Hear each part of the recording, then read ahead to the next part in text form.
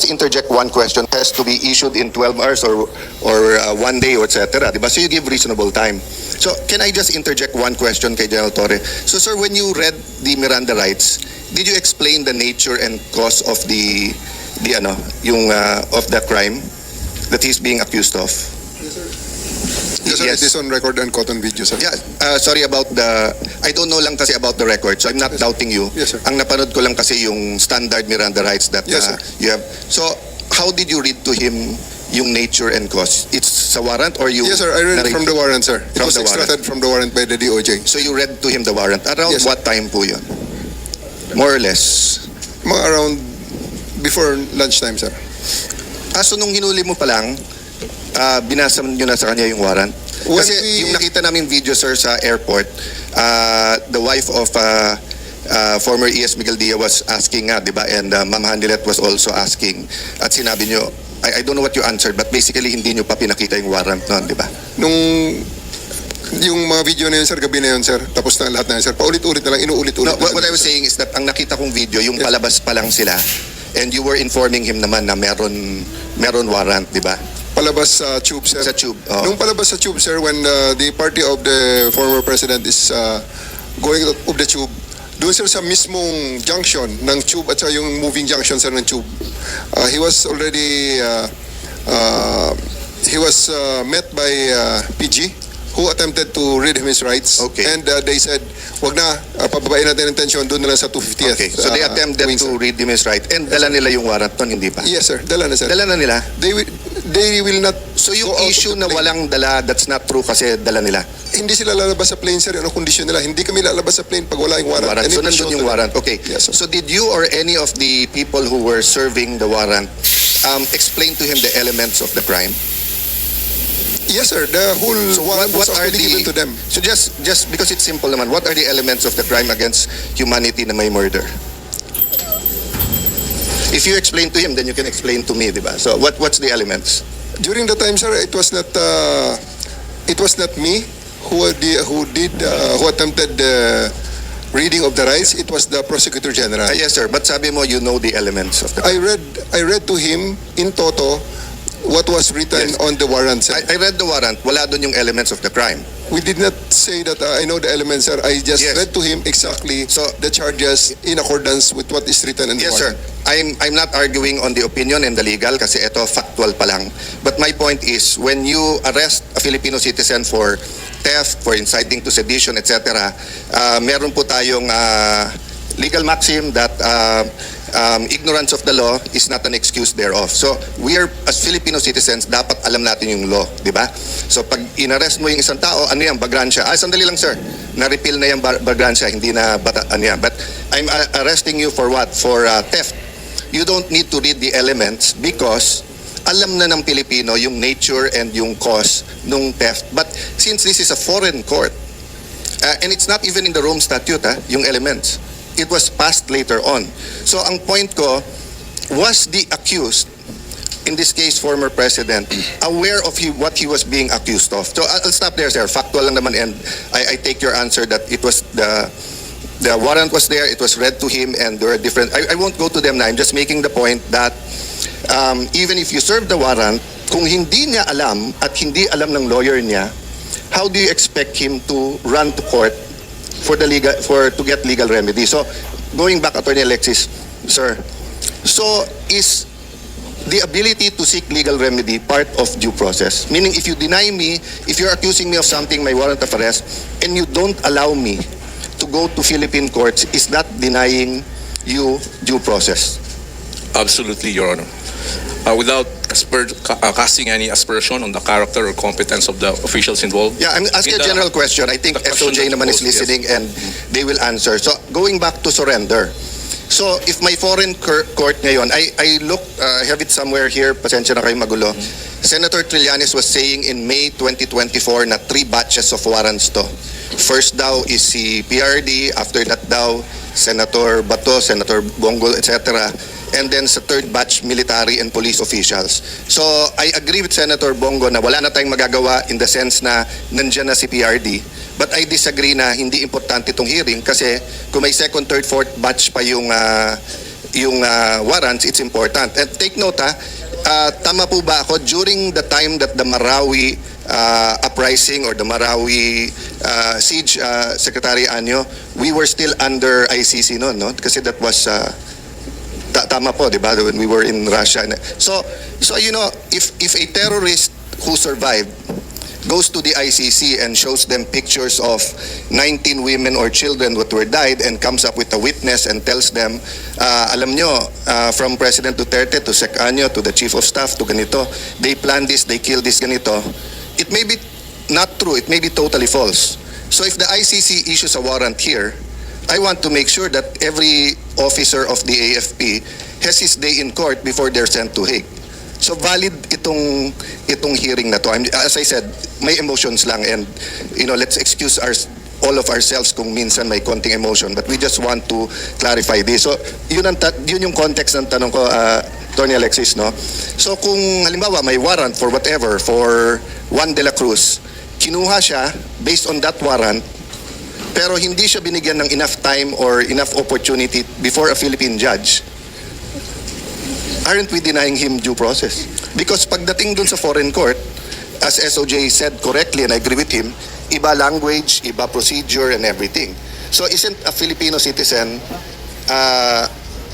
doesn't he have the right under the Constitution to be judged first by Philippine law before he's brought all to a foreign country or to an international tribunal to face what their interpretation of the law is? If I may answer, Yes. Your Honor, if you look at the consistent policy of the Constitution, when there is a deprivation of liberty, the consistent policy of the Constitution is to involve the judiciary. The exclusion, complete exclusion of the judiciary in the deprivation of liberty of any citizen is anathema to the principles of the Constitution. And you can see that in the different provisions of the Constitution. You can see that in the requirements for the warrant of arrest, due process, liberty of abode, criminal proceeding, criminal due process, even in the period when the privilege of the writ of habeas corpus is suspended, the Constitution mandates the government to file charges against the person. So Last two always, questions. Yeah. Sorry to interrupt. Constitution. Yeah. Last two questions or three, then opportunity for SOJ. No? So, yung pong nagugulat ako kasi even those who claim to be human rights activists, pinopost nila to sa Facebook. Again, hindi ko nila lahat. I admire many human rights activists, but even some na very well known, no? If I'm not mistaken, even former Senator De Lima, more or less may ganitong tema. Bakit si Duterte ba may alam na due process nung pinatay silang mga to? Diba? Bakit siya ngayon humihingi ng due process? So, my next question is due process only for the innocent, only for the saints, or even, first of all, President Duterte is presumed innocent.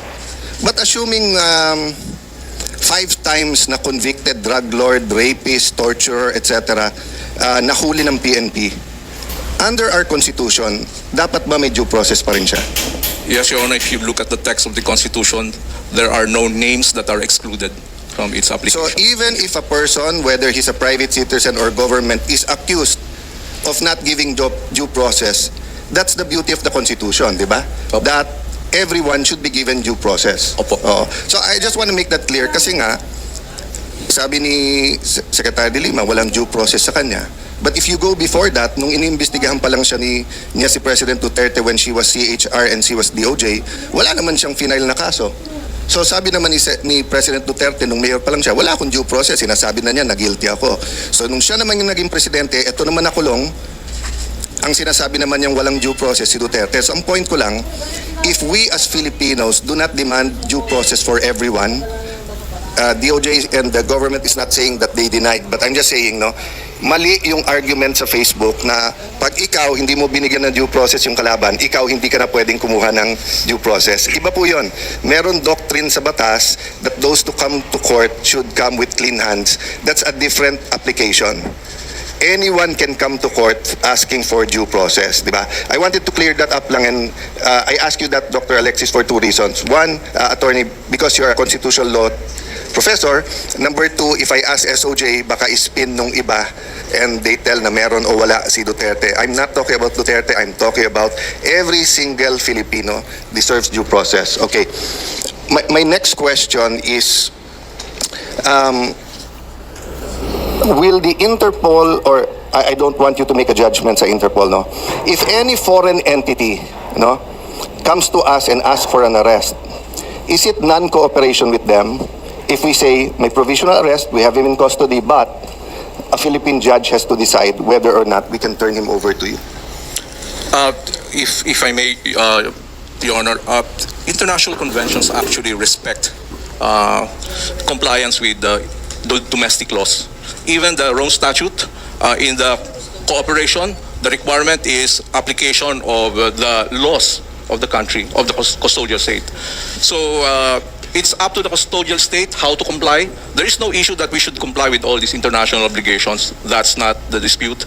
The dispute is how to comply. And the manner of compliance is governed primarily, of course, by the Constitution, the highest law of the land.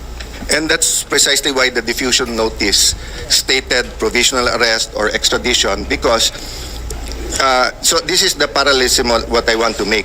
If the ICC knows na pwedeng provisional arrest or pwedeng extradition, they give it sa Interpol, hindi naman magagalit ang Interpol kung nagbigay silang red notice at ang sagot mo sa Interpol, we have him under custody but we cannot release him to you unless a Philippine court so orders, or unless we give him enough time to seek legal remedy. Because of course, if the person doesn't seek legal remedy, para na rin yung sinurrender.